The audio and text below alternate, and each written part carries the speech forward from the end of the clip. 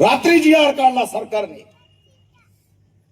जसं आरक्षण वर्गीकरण कर्नाटकला झालं तसंच महाराष्ट्रात केलं.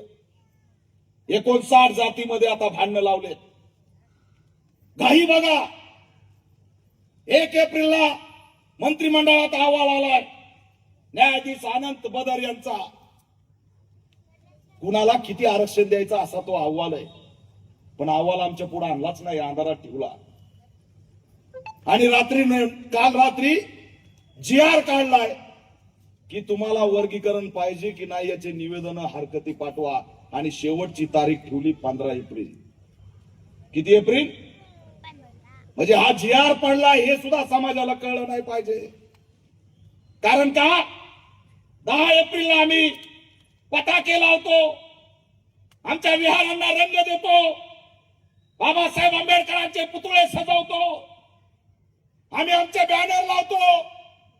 आमच्या बापांनी आम्हाला 9वा जन्म दिला, त्यासाठी आम्ही झगडत असतो, आनंद उत्सव असतो.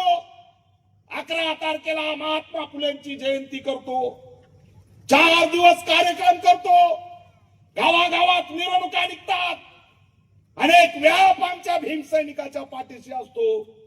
आणि या 4 दिवसामध्ये या भीमसैनिकाला कळलंच नाही पाहिजे की तुमच्या विरोधात जी आर आलाय.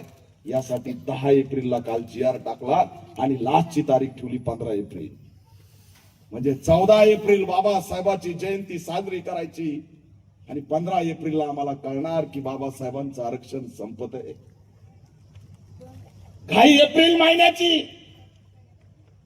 ज्याता अध्यक्षांनी सांगितलं प्रतिक्रांतीवाले, आम्ही गाफील आहोत, माझं भागलं, घेणं देणं नाही. पण हे आत्ताचं लेकरू या ठिकाणी आवाज करत होत, ते मोठं झाल्यावर तुम्हाला विचारणार आहे की जी माझा बाप डॉक्टर बाबासाहेब आंबेडकरांनी मला आरक्षण दिलं होतं, ते आरक्षण कुठं गेलं, त्यावेळेस तुम्ही काय उत्तर देणार आहे?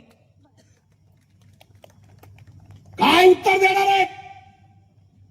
हे उपवर्गीकरण आरक्षण संपवण्याचा घाट आहे. हे उपवर्गीकरण आरक्षण उद्ध्वस्त करणारी प्रक्रिया आहे. आणि आणायचंय कधी? एप्रिल मध्येच.